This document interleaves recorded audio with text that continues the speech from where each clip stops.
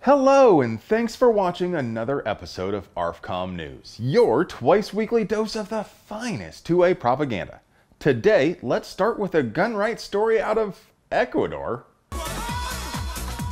I know you probably imagine Ecuador as a peaceful tropical utopia, but believe it or not, they are experiencing a lot of violent crime. So, President Guillermo Lasso, who fought on Clandath, who, by the way, I'm from Buenos Aires, and I say kill them all! took to the television in the middle of the night in a probably not drunk address to the nation and magnanimously offered to grant the privilege to own and carry firearms through a permitting process. He's a little confused, but he got the spirit. Of course, I'm being snide because I don't think anyone should have to ask the state for permission to exercise a fundamental human right. But this really is a huge step.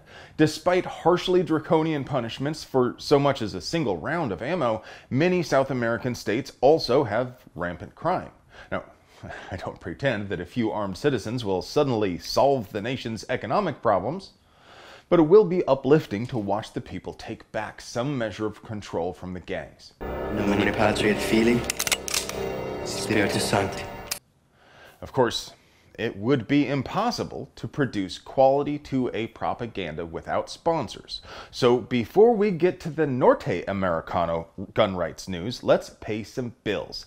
Today's video is sponsored by TNVC.com, who believes God's plaid belongs on all the things. And by Winchester. Check out their new clip packs, 30 rounds of spicy M193 or 855 loaded on clips with a handy loading spoon. As always, you'll find links down in the doobly-doo. Hey, you! Do you want to see in the dark like a superhero? TNVC.com is your source for the finest night vision devices and accessories to make you the bump in the night. I'm so focused. Let's do this. I'm so focused. Let's do this. Well, we saw this coming a long way off, but Florida is now officially the 26th permitless carry state, meaning peaceable folks can defend themselves without a government permission slip in the majority of states now. Nebraska is likely to be the next state to pass a permitless carry bill if we can break the opposition filibuster.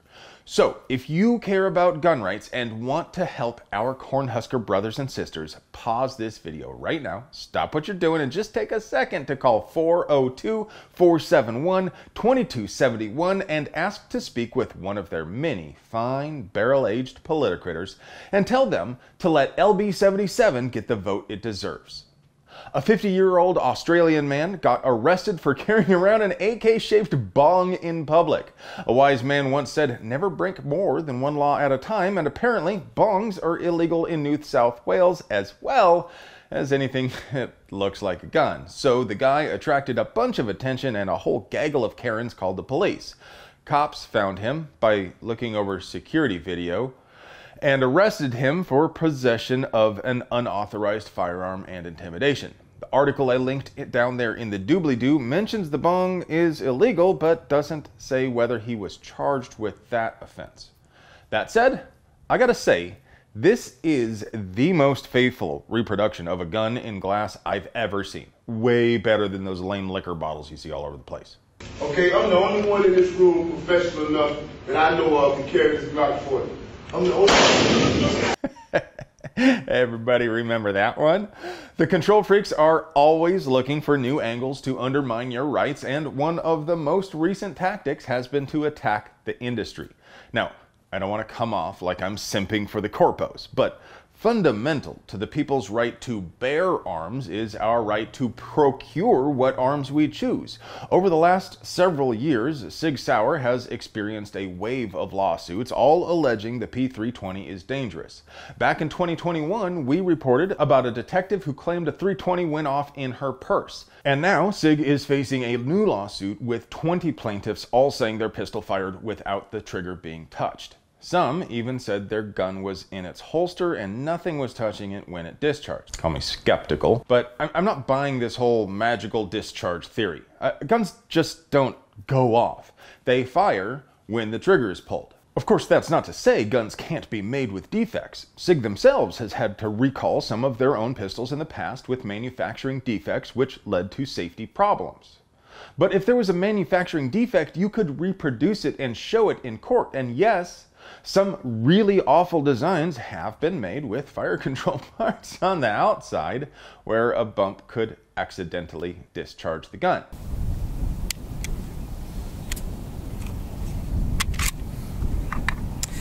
While I'm clearing this awesome malfunction, I want to say thank you. Whoa! But the 320 isn't a Nambu. It's a modern striker-fired pistol with multiple internal safeties to prevent discharge unless the trigger is pulled, just like every other modern double-action or striker-fired pistol. And what's more, the lawsuit complains SIG makes the only single-action pistol without a manual safety, and they think SIG should recall it and make it with a manual safety. Except the 320 isn't single action. Like I said, it's striker fired, and it, already comes with a manual safety if you want it. Every single one of these plaintiffs or their departments intentionally chose to purchase a model without a manual safety. And if your argument is that a manual safety would have prevented the gun discharging, then aren't you admitting something pulled the trigger?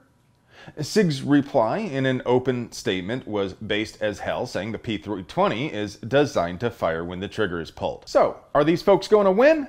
Probably not. Last September, a federal judge ruled in SIG's favor in another case where the plaintiff claimed a 320 went off without anyone touching the trigger. So, if the guns aren't going off on their own and these folks don't have much of a chance of winning, why are all these people still willing to give wheelbarrows of money to the lawyers?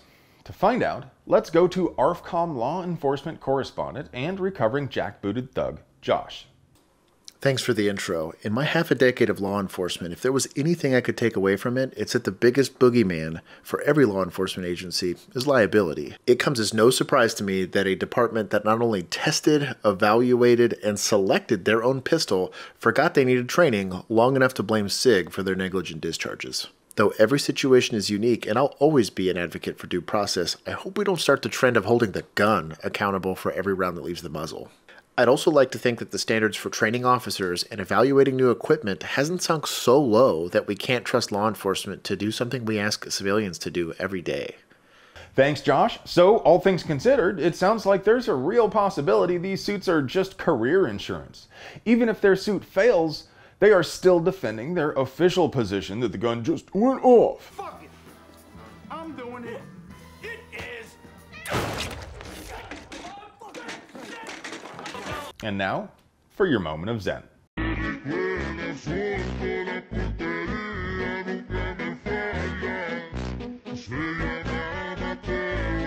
Hey friends, do you like pews and pew-related things? Do you want to help us keep delivering you pure, uncut American pew propaganda at the low, low price of free fitting? We literally couldn't pay the bills without our sponsors, so do us a solid and get yourself something nice from them. You deserve it. I love you.